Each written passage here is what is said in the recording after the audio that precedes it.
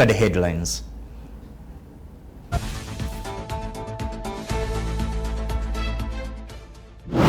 Coming up tonight, the Parliamentary Forum on Children's Affairs has organized the second National Children's Parliament with a focus on child hunger and malnutrition.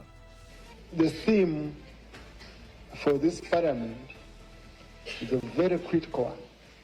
We are all once children.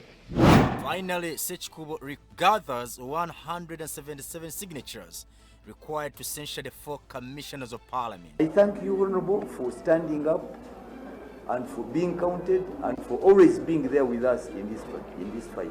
And Museveni asks NRM members to emulate the late Simon Peter Aleper. So far he was an orphan. He managed to study. When 40 others from the same polygamist, 39 others never made it. That one I didn't know.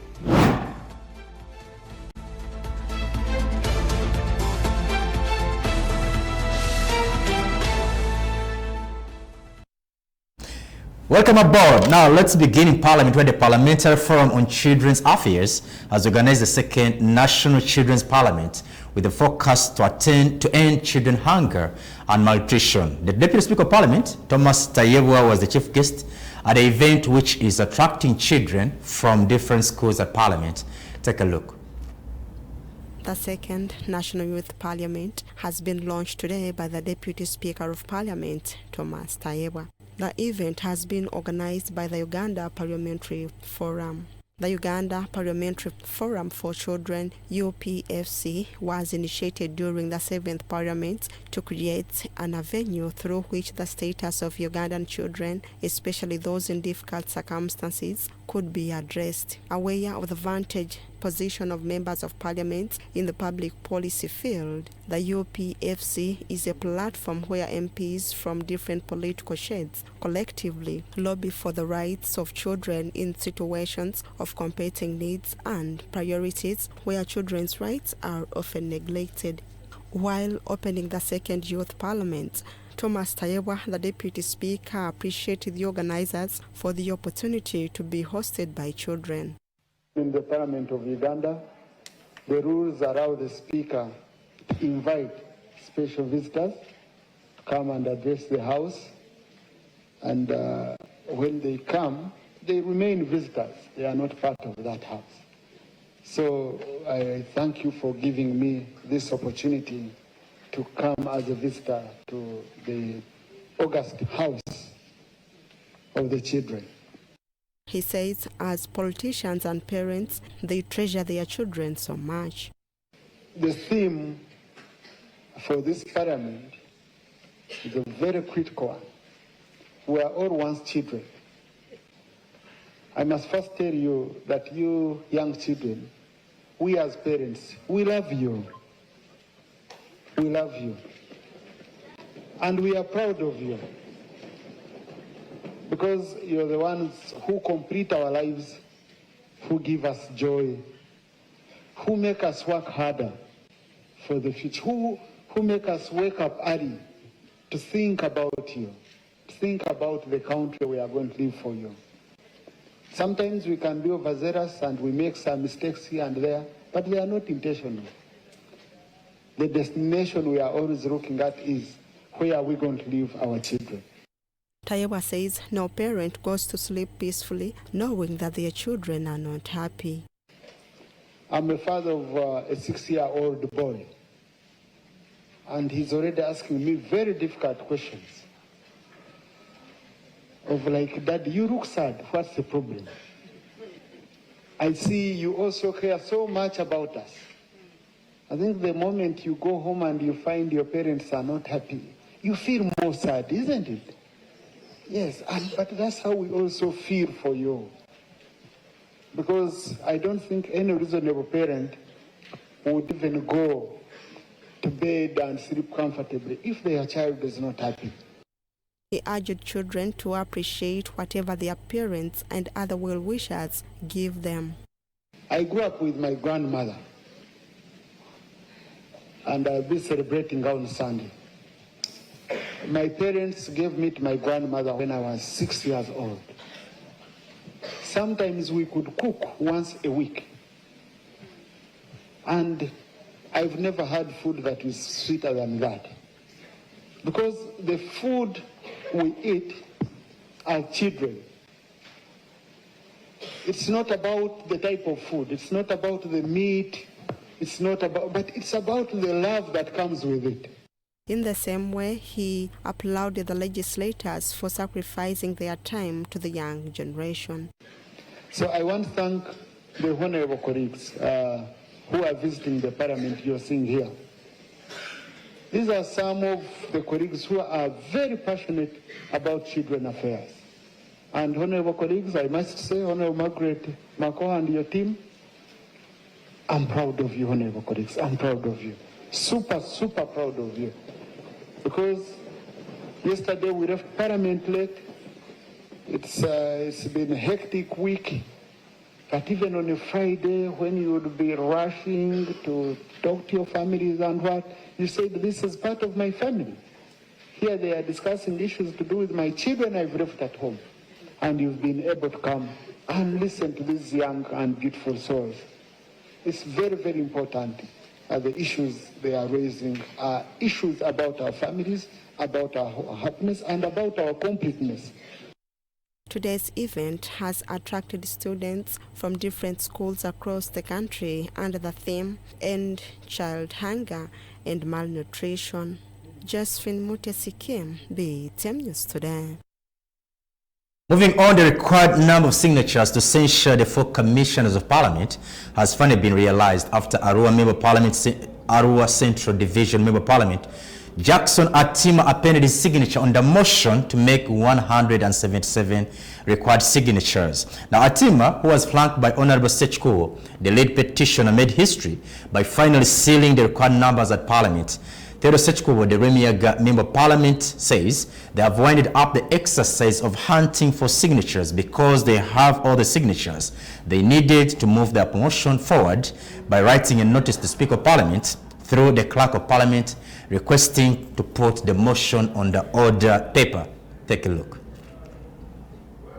A motion for the censure of Matthias Impuga and the 3 backbench commissioners in controversial service award is being spearheaded by Theodoro Sechikubo, Toro District Woman MP Saro Pendi, and Joseph Sehungu of Kalungu West. The petitioners allege that Impuga, then leader of opposition in March 2022, negotiated and received 500 million shillings as a service award from the Parliamentary Commission. According to Sechikobo, they have winded up the exercise of hunting for signatures because they have all the signatures they needed to move their motion forward by writing a notice to the Speaker of Parliament through the Clerk to Parliament requesting to put the motion on order paper. Roadblocks before you reach Parliament in the name of corruption.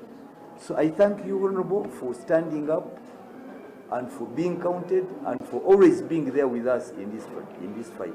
Thank you. 1,000 miles journey. And this victory is not only for members of Parliament, but it's even a victory for those who elected us to represent them in Parliament. There are so many members who shied away. They thought that, in the beginning, they thought that Honorable Sechpo would not finish up with what he had started. I was among those members. I told him frankly that I never believed in him as an individual, but I believed in the cause he was leading. Parliament will appreciate even those who never appended their signatures, because this is non-partisan.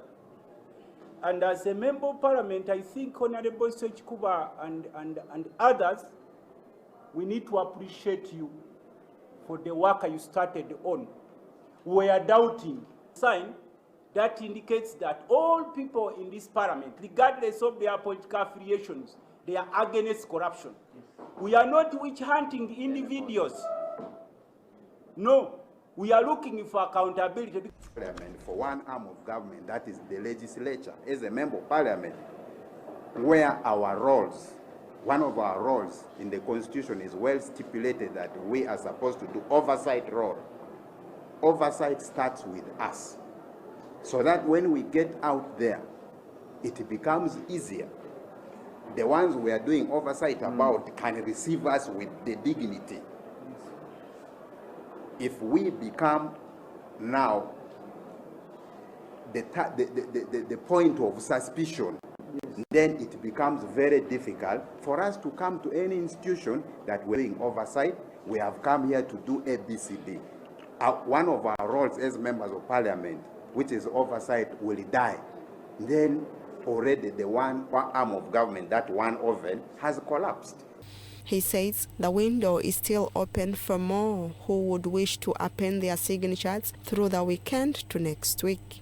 The meeting, chaired by Speaker Anita Mong, also doled out 400 million shillings to each of the other three backbench commissioners: Solomon Silwanyi, the Bukoli Central MP, Esther Afochian, the Zombo Woman MP, and Prosim Babazi, the Lubanda Woman MP, all from the ruling National Resistance Movement Party. The quartet received the controversial payment on a person to hold a basis even before clocking a year in office at the time, which has left the essence of award questionable. While none of the three backbencher commissioners have ever spoken out on the scandal, Mpuga has put up a brave face as he wrestled his party, the NUP, and its principal, Robert Chagulanyi Sentamu, in the mud, insisting he was as clean as snow. These will now wait for Parliament to resume on 30th next week and see if they can be able to put their motion on the order paper. Btm News Today. Moving on, the President of the Republic of Uganda, Yoweri Kaguta Museveni, who is also the national chairman for the National Resistance Movement, has asked party members to borrow a leaf from the life of the late Simon Peter Aleper, the NRM Vice National Chairperson for Karamoja, who died in a fatal accident along Tirinyi Road earlier this week.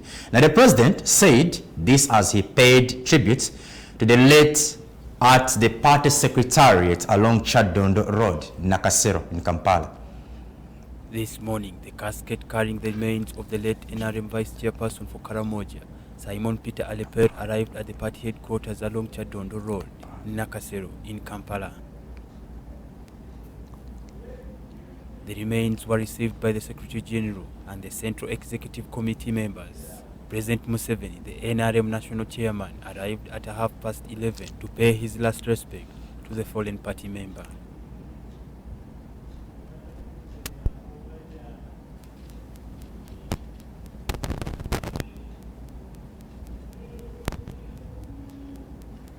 In his speech, the President urged the family to put their trust in God and praised the late for his contribution to the NRM party and the country at large.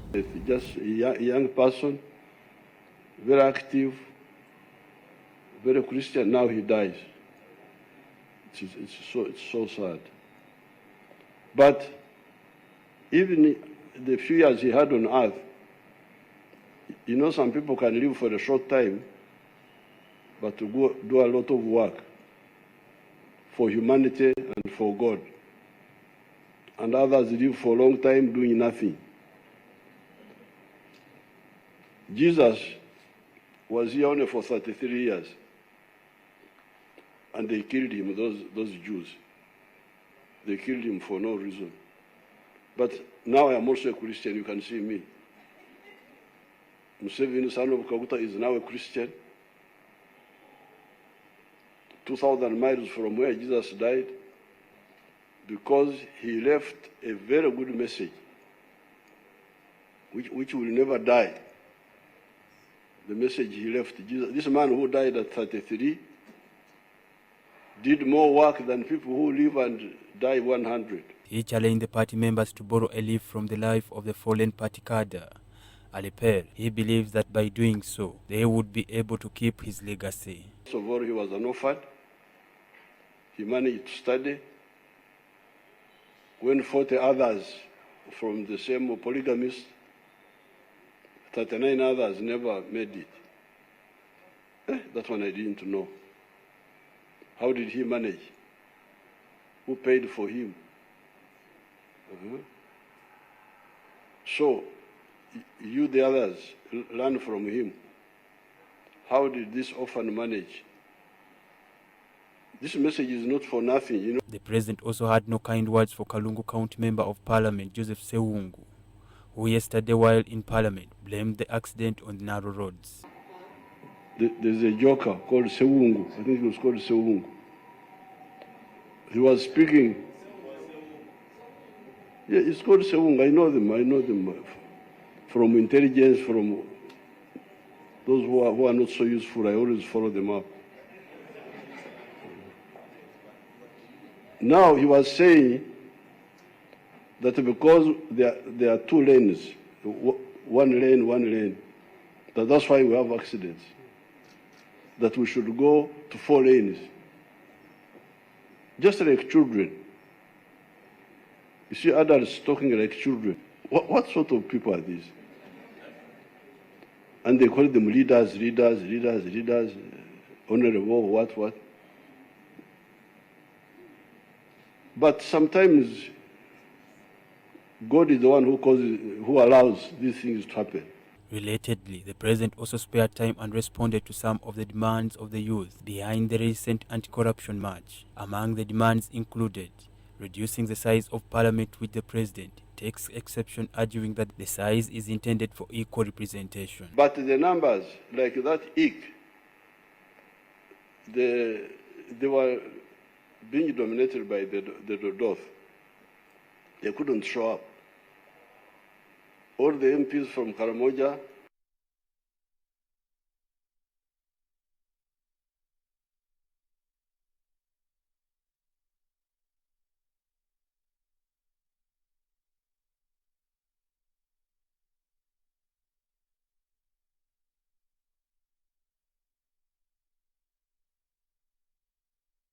Moving on, the new Auditor General Edward Akol has been tasked to tighten the fight against corruption as cases of corruption escalate in the country. Now, this was during the handover ceremony as John Mwanga handed over office to Akol as the new Auditor General. Mwanga has been applauded for his integrity.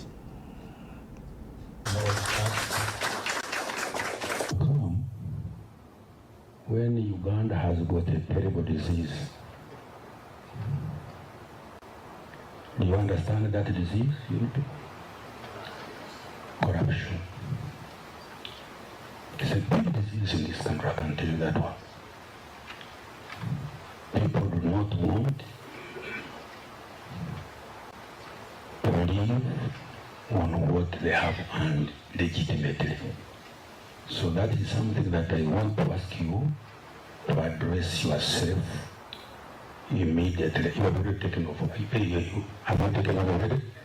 Without a doubt, it is an enormous responsibility which involves, as I always said, giving assurance to the country, the entire country, that indeed all the appropriated resources have been spent well and in accordance with the laws and regulations, and that related government programs and projects have been implemented as envisaged.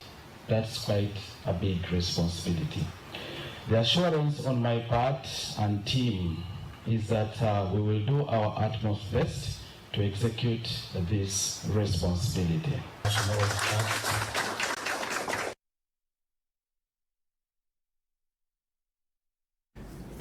Moving on, General Muhoozi Kainerugaba, the Chief of Defense Forces, has commended the recently promoted generals and the senior officers for their exemplary service to Uganda. He made the remarks during the pimping ceremony at the UPDF head offices in Mbuya, Kampala. Now, a pimping ceremony is held soon after the Pope, when family members of formally put the stars on the cadet's uniform, marking his transition from cadet to officer.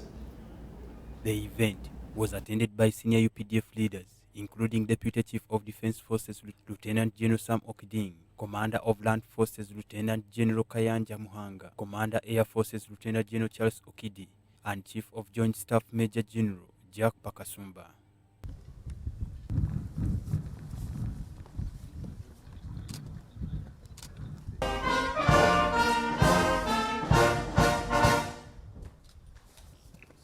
During the pipping ceremony at the Ministry of Defense and Veteran Affairs headquarters in Mbuya, General Muhoozi Kainerugaba praised the officers for setting high standards for their successors.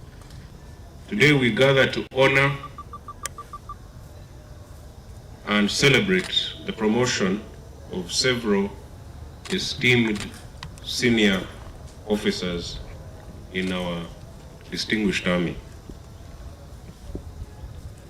The ceremony saw the decoration of 5 brigadiers and 8 colonels with new ranks. General Muhoozi Kainerugaba noted that their promotion is a recognition of their significant contribution to the national defense and a testament to their potential. This momentous occasion is testament to their unwavering dedication, exemplary leadership, and remarkable contributions to our nation's defense.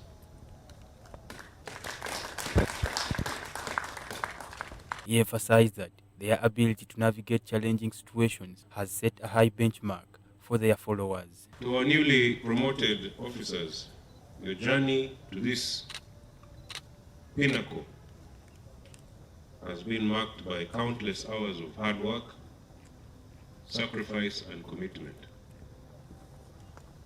You have demonstrated exceptional skill and resilience, leading many times with integrity and inspiring those under your command. Brigadier General Wilberforce Serunkoma, the most senior among the decorated, expressed gratitude to General Muhoozi Kainerugaba for recommending them to the Commander-in-Chief for promotion. He acknowledged the increased responsibility that comes with their new rank and urged his colleagues to demonstrate greater determination and zeal in serving the country. The UPDF leadership, on behalf of my colleagues, we are humbled by your consideration.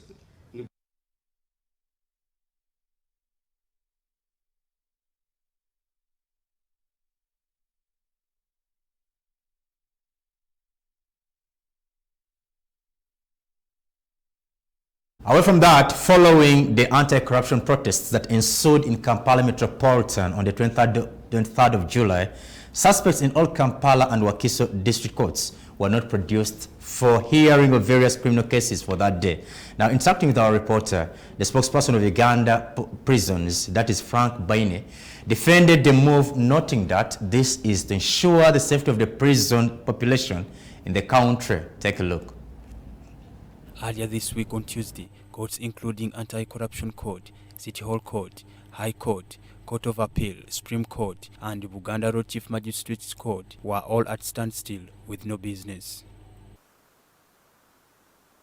Frank Baine, the prison spokesperson, says this was in response to the anti-corruption protests that he argues were a threat to the prison population. Demonstration, especially with the background of our country, carries many things. You are not sure whether at what point they will become rioters. So supposing when you are carrying high-profile prisoners and you are in the middle of the demonstration, and now they help these prisoners to escape, or even burn the vehicle with the prisoners, it becomes very hard for you to do what? To explain. So forewarned is forearmed. Baine says suspending taking suspects for hearing, notably those on criminal charges, was a precautionary measure given they were not sure of what the situation would look like. They became a few after they had failed to show up. Did you know how many they were going to be before? Because according to the speculation, it was a 1.8 million people march. Speculation. So until the reality became different, you wouldn't know. And by the way, you compare us who wrote and the security detail you saw on the road that day. Don't you think we were right also to respond? Remember, we are all security agencies doing different things. But if I saw these vehicles I had not seen for some time start patrolling, I saw uniforms. So that means that as security, which is very important, for store confusion, it's always better to get more ready than the situation would warrant. And that's why I think even in the neighborhood, they took it for granted. Before they woke up now you see they are waking up too late and it is costing a lot in terms of lives, terms of property, and chaos. Regarding why government foiled the 23rd July protest yet, it is enshrined as a right in the Constitution. The prison spokesperson cites Uganda's history with demonstrations and they urge to protect the business community. We don't have a very good history. If you go back to the 2009 riots, they had started on a simple note and escalated to very, very, very many situations that were uncalled for. So, once beaten, twice shy.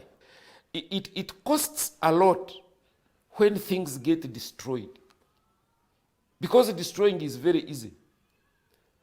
Now, and while you may think you are doing it to affect the state, you will find that very many individuals get hurt. So if the state can have the capacity to protect the individual and minimize the damage, to me they have done their work. According to various reports, over 60 people were arrested and remanded to different prisons in the country. However, Baine highlights that some were granted bail following a production warrant. They were about 62. 62, but some of them were already bailed out. Because I think I know about 30 or 40 went back to court on a production warrant, and I think they didn't come back. John William Ogenda, Freddie Christie Sawo for Btm News Today. Moving on, the Buganda Road Chief Magistrates Court has granted bail of 5 million Ghana shillings to former Rubaga Resident Deputy Commissioner, that is Herbert Anderson Burora. Now, Burora appeared before the Chief Magistrate Ronald Kayizi, facing 6 charges of hate speech and spreading malicious communication. After a thorough review of the bail application, Kayizi granted Burora cash bail of 5 million shillings, much to the relief of his supporters. Take a look. The prosecution alleges that between March and June 2024, in the areas of Kampala district or thereabout, while using a computer via his X handle, Hada HB shared malicious information about the Speaker of Parliament, Right Honourable Anita Among, showing that Among is a torturer, murderer and kidnapper and corrupt. They have guided on the law. According to the prosecution, the information is likely to ridicule, degrade, or demean and promote hostility against Among. Burora has since denied the charges against him and applied for bail. His bail application was supported by 2 sureties. About 2 weeks ago, Burora presented Yasin Katweri, the managing director of Success Motors, his cousin brother, and his wife, Georgina Burora, as some of his sureties. The case of criminal application number 23 of 2023, criminal application number. Josh. All right. Okay, fine. That was out of yours. We can do this one. That is the one. They were deemed substantial, and the court was satisfied that they would ensure Burora's appearance in court for future proceedings. The prosecution, led by Richard Birvumbuka, had opposed the bail application, citing concerns about Burora's nomadic nature and lack of fixed place of abode. I am now in this application dealing with a bail application involving a young man, educated and prominent politician. He has a lot to fear and a lot to lose. When and if he has to face the charge now preferred against him, he will do anything and go to any length to avoid or avert the proceedings now hanging on his neck. This may involve or include absconding or asserting his influence. However, the defense team led by David Kamkama and Philip Munabi presented convincing evidence to counter these claims. His submissions did not limit himself to the affidavit. He made a wide range of commentary. And Your Worship, we pray that our land brother also refrains himself and allows us to make necessary reply. So, Your Worship, the sureties have their documents on go to record. Chief Magistrate Kayizi, in his ruling, stated that the sureties were sufficient and that Burora had complied with the bail guidelines. He set the cash bail at 5 million shillings, with each surety executing a non-cash bond of 50 million shillings. Burora was ordered to deposit his passport in court and refrain from posting any misleading information on social media. He has provided to this court LC1 letters from the place of his residence and his identification documents. The state has called him a nomad that keeps on changing location. Be it as it may, the court takes his current residence to be his fixed place of abode. I find the suit is substantial and leaves the accused person on bail on the following conditions.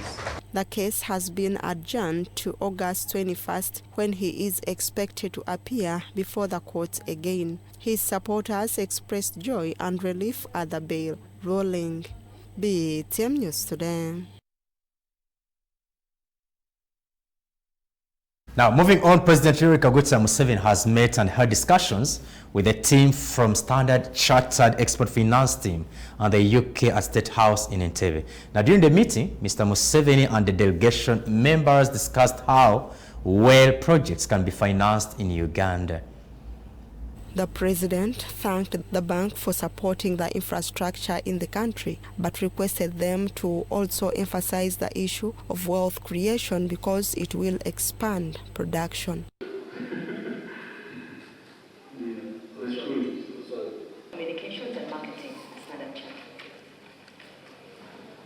Museveni also informed the delegation that Uganda is now targeting an economy of $500 billion shortly. On the other hand, His Excellency told his guests that Uganda's economy performs well because the National Resistance Movement government managed to study and deal with the problems caused by philosophical, ideological, and strategic mistakes. Furthermore, the president requested the delegation to bring in more foreign investors to Uganda to invest in various sectors of the economy. Farouk Muhammad, the managing director and global head of structured export finance at Standard Chartered Bank, thanked the president for creating an enabling environment that has allowed them to finance various projects in the country. Standard Chartered Bank, as you will know, is probably director to reintroduce a Standard Chartered in Uganda. Mheshimiwa, years ago, the force for good for Uganda. We have always supported the Ministry of Finance. The board chairperson of Standard Chartered, Maria Kiwanuka, said the bank has been a good card development in the country. The managing director of Standard Chartered Bank, Sanjay Lugan, informed President Museveni that the bank is a financial institution in Uganda, having existed for 100 years. And we have the appetite to do new projects for economies and those that are very relevant to Uganda over the many years. And this can only happen with the total value of that Mheshimiwa can be up to governments. From a normal banking process, Mheshimiwa, I know that Sanjay also noted that Standard Chartered Bank has contributed to 3% of the country's GDP through lending, value addition, and supporting projects. Those that are exporting to the neighboring countries, so whether it's Congo or Sudan. Economy can go badly because we have got a lot of natural resources. He has congratulated the president for his visionary leadership that has enabled Uganda to be strong and resilient amid the current challenging global economic times. Btm News Today. Still watching Btm News Today. Now let's dive into our Btm Health segment.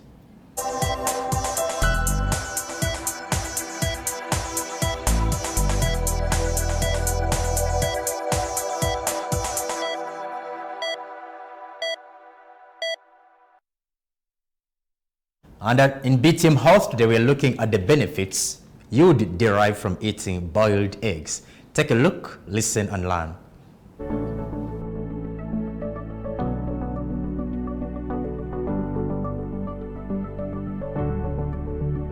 Hard-boiled eggs are those that are cooked by immersing them into boiling water.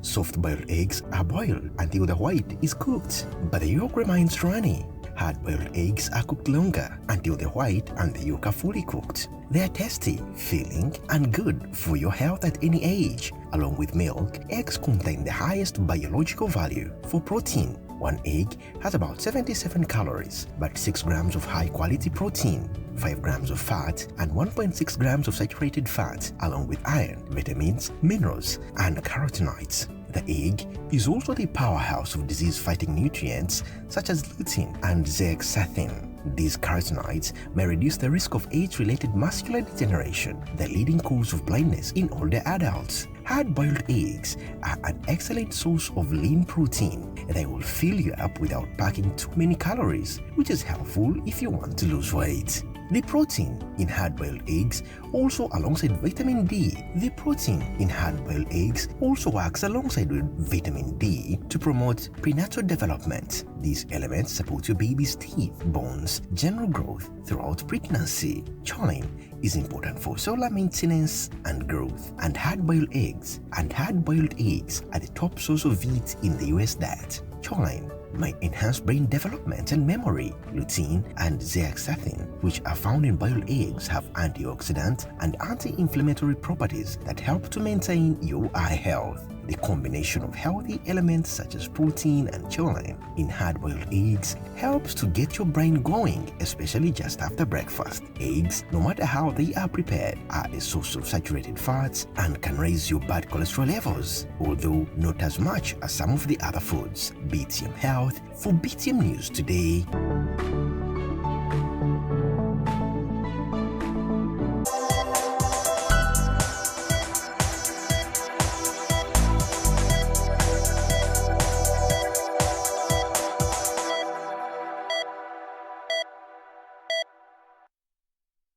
Now it's time for the news bites.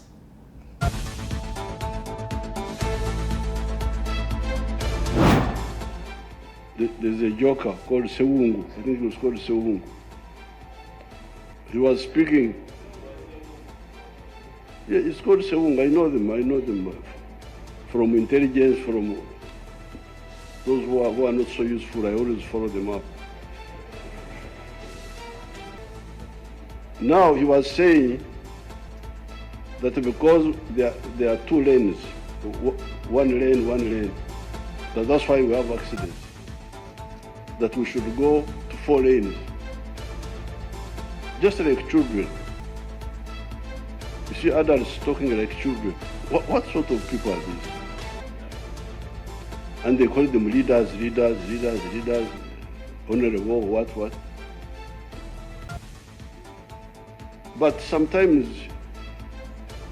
God is the one who allows these things to happen. We feel for you. So I don't want you to think on any single day that we don't cherish you, we don't value you, we neglect you. No. That's why you see now the president gave you someone whom I know is very, very passionate about young people, the Honorable Baram. You should invite him at your school, he visits you. He's very, very good with children. We are all good, but he's extra good with children. It can be posho and beans, but it comes with a smile from your mother. You see it as a toy. My grandmother, we used to cook sweet potatoes in a pot. And I can tell you, you will never, I just see you people, you go to Sheraton 7 and you eat sweet potatoes. That's rubbish. If an Antamong doesn't have a job in the parliament, because they are always fighting there in parliament, talking, standing up, sitting down, front and it's like a theater when they are down there. So if you don't have a job for my daughter-in-law, me, I will get her a job. Btm News Today to take a break now, but don't go away because they'll have a lot coming your way, including this.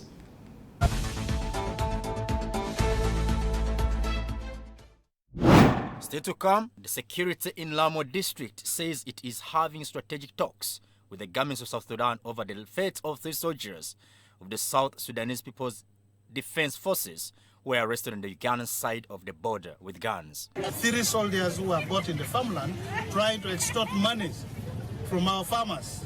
We are aware that many months ago, more than 10 people were killed. And more than 20 people have died in the Moroccan heat wave.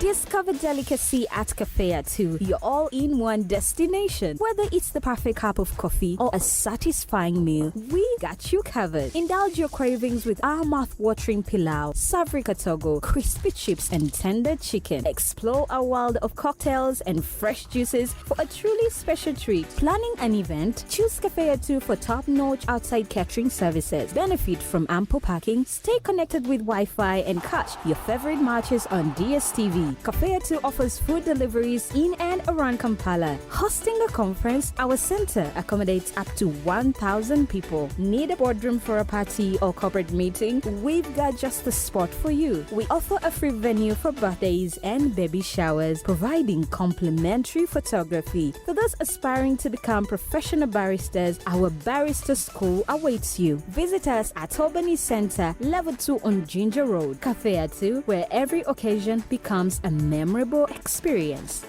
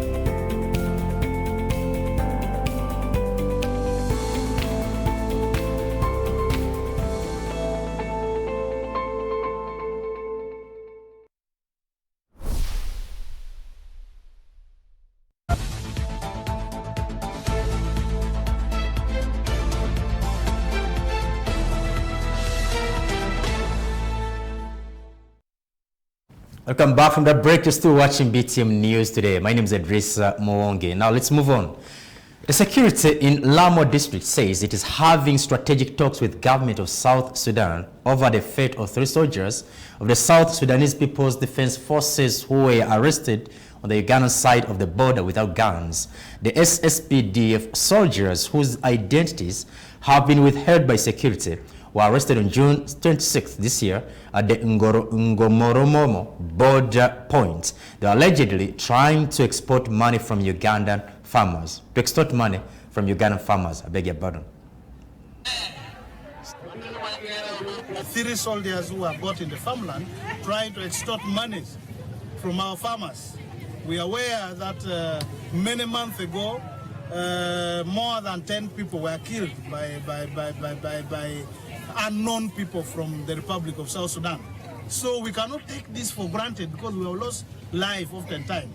So these 3 people were apprehended by our forces and they are being kept. They are safe. They're okay. We're only waiting for a strategic meeting so that we hand them over to the Republic of South Sudan. We as government, we know and issues of peace is key. We have a bilateral agreement of having a proper engagement with the Republic of South Sudan. We got them entering our territorial integrity with a gun, which the law, international law, do not permit.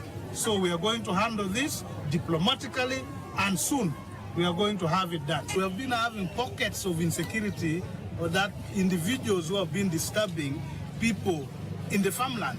So that one now we are tackling it with the government of South Sudan. But our borders have been, we have done serious deployment with the Uganda People's Defense Forces. Another strategy of ensuring that there is peace in a community. If you cross the border, you have to intermarry. As long as you identify that there is somebody whom you can see that you can make up a home with, that is another way we can bring peace. This is an initiative, the first in kind in Uganda, to initiate an agricultural and trade expo, not only for agricultural production products and commodities, but also for peace. We want Uganda, the people living along the border point, to coexist with their colleagues in South Sudan, so that we have this development in the both countries. Thank you for watching BTM News today. Now let's see what we have in a fact fight tonight.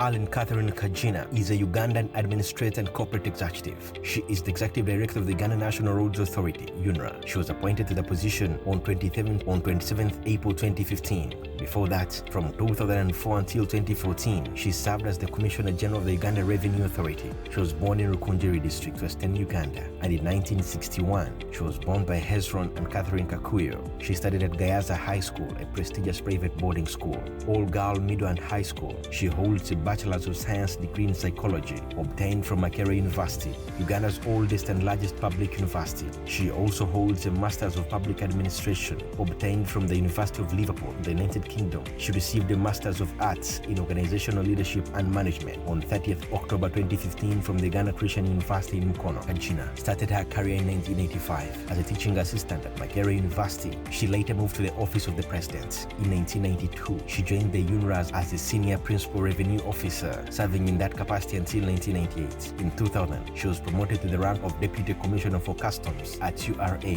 serving in that capacity until 2001. She was appointed Commissioner General of URA in 2004. She is credited with improving URA's financial performance. She was awarded the Corporate Leadership Award in February 2006 by Destiny Consults, an industry group for turning around the performance of the tax body since her appointment to the head of the organization. In October 2010, her contract was renewed for another 3 years. Her monthly salary was reported to be 28 million shillings. Alan Kajina is married to Paul Kajina. Together, they are parents to 3 children, Dan, Michelle, and Mark. She is a born-again Christian. She is also the sister of Flona Magara, Jocelyn Kobutunchi, as well as Caleb Kakuyo, who is the former Chief Commercial Officer at the National Housing and Construction Corporation. Fact file for BTM News Today.